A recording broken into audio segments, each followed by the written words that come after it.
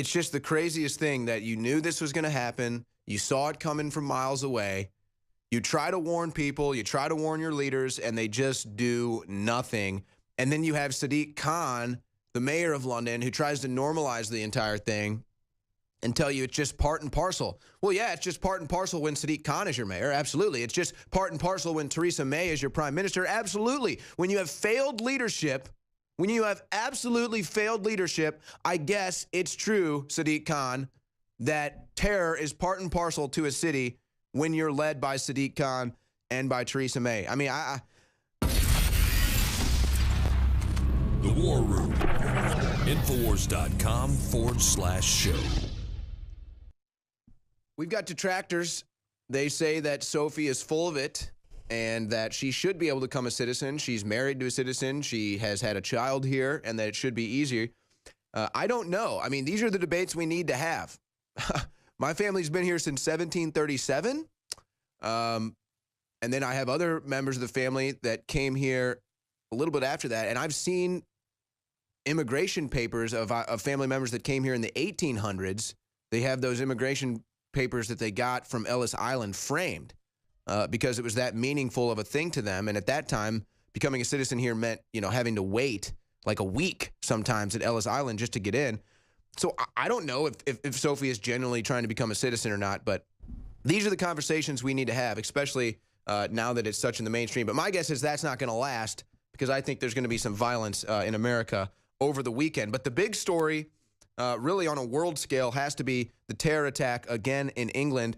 But it happened in Paris too. Knifeman shouting Allah attacks soldier on patrol in Paris. Hammer attack on 2 women by man screaming Allahu Akbar. Parson Green explosion, UK terror threat level at critical as ISIL claim responsibility for tube bucket bomber. What does this mean exactly, Millie, for the threat level to be considered critical now?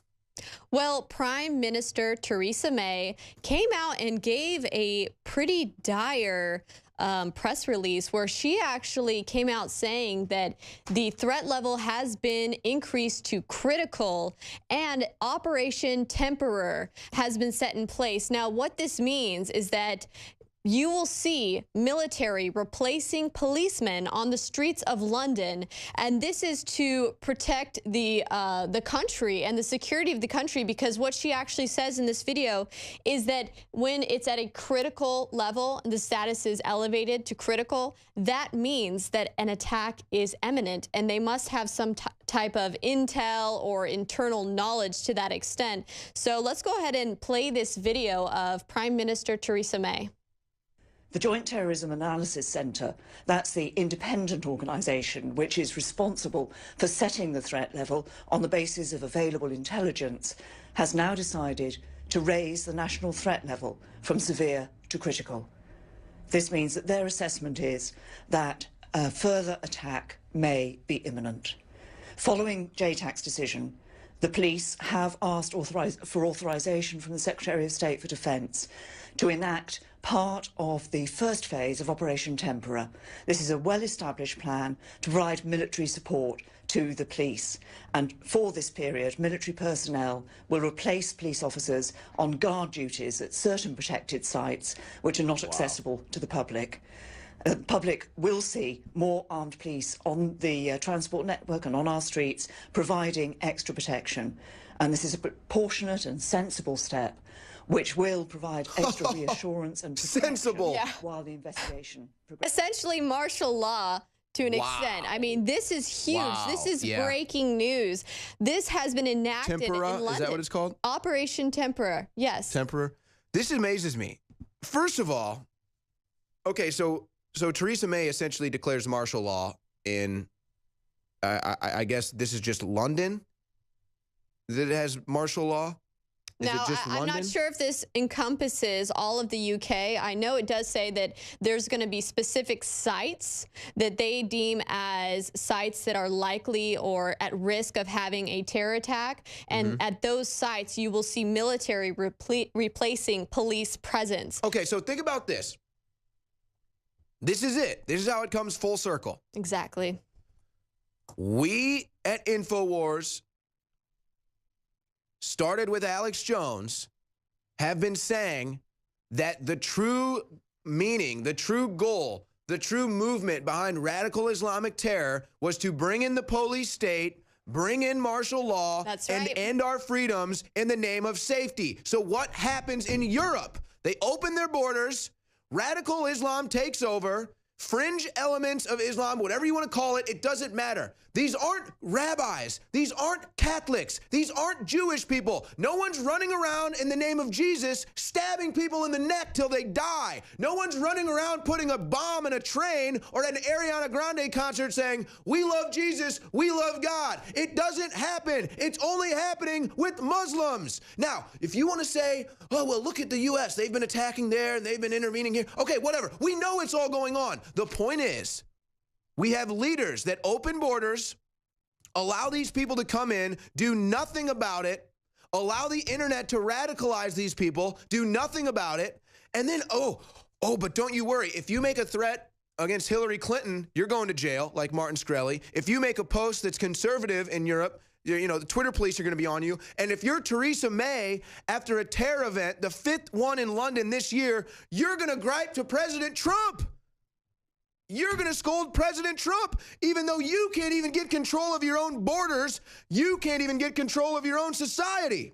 So now, just like InfoWars told you 10 years ago plus, the entire purpose of bringing in Islam, of trying to start a war with Islam, is to open the borders, bring the radical elements into your country, and then blow people up, stab people to death, disrupt society so that they have to bring in the martial law. Now it's happened in London, Millie. Exactly. Problem, reaction, solution. It is the Hegelian dialect.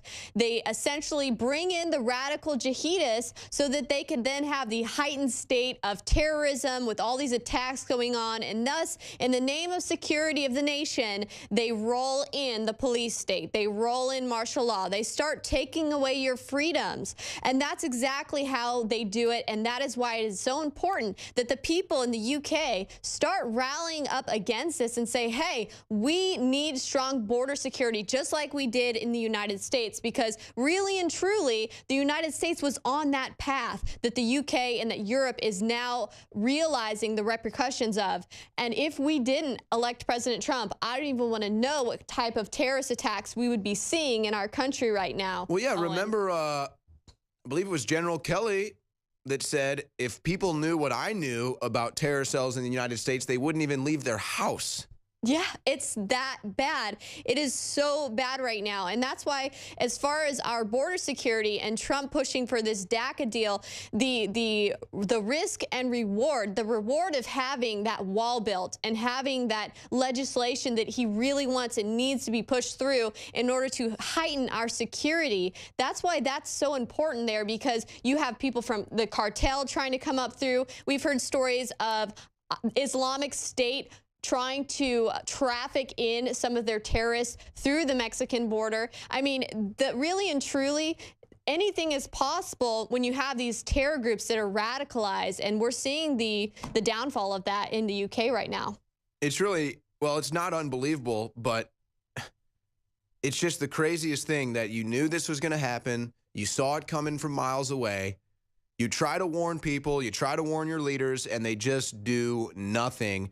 And then you have Sadiq Khan, the mayor of London, who tries to normalize the entire thing and tell you it's just part and parcel. Well, yeah, it's just part and parcel when Sadiq Khan is your mayor. Absolutely. It's just part and parcel when Theresa May is your prime minister. Absolutely. When you have failed leadership, when you have absolutely failed leadership, I guess it's true, Sadiq Khan, that terror is part and parcel to a city when you're led by Sadiq Khan and by Theresa May. I mean, I just wonder when London's going to have enough of this. I wonder when Europe's going to have enough of this. I mean, what are you supposed to do? I mean, they don't have their Second Amendment over there. I mean, that would be my reaction here.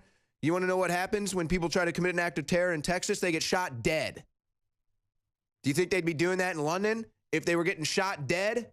I doubt it. It would definitely be a deterrent. They don't even know where this guy is. They don't know. They haven't caught him yet. But ISIS has claimed responsibility. So we know that much. Shocker. And we know that if Theresa May is coming out and saying that, okay, they're raising the level to critical, which means, in her own words, she said that an attack is imminent. That means that they have knowledge, insider knowledge, that it was linked most likely to the Islamic State, and that the Islamic State is planning on carrying out another attack, which probably is pretty significant, much more devastating than a bucket bomb inside of a subway. London is dead. London is dead. Congratulations, Sadiq Khan. Congratulations, Theresa May. Congratulations to radical Islam. You have ended London. You have totally corrupted and ended London. They've got a burnt out building just sitting there. Just a total eyesore, just a massive burnt-out building. Just ignore the fact that that building was home to mostly migrants. Just ignore that fact. It just sits there. And now you've got martial law in London. The citizens of London can't even enjoy their city freely now because radical Islam has inserted itself and created such a threat now that it's considered an imminent threat of terror. And so they have martial law. Wow.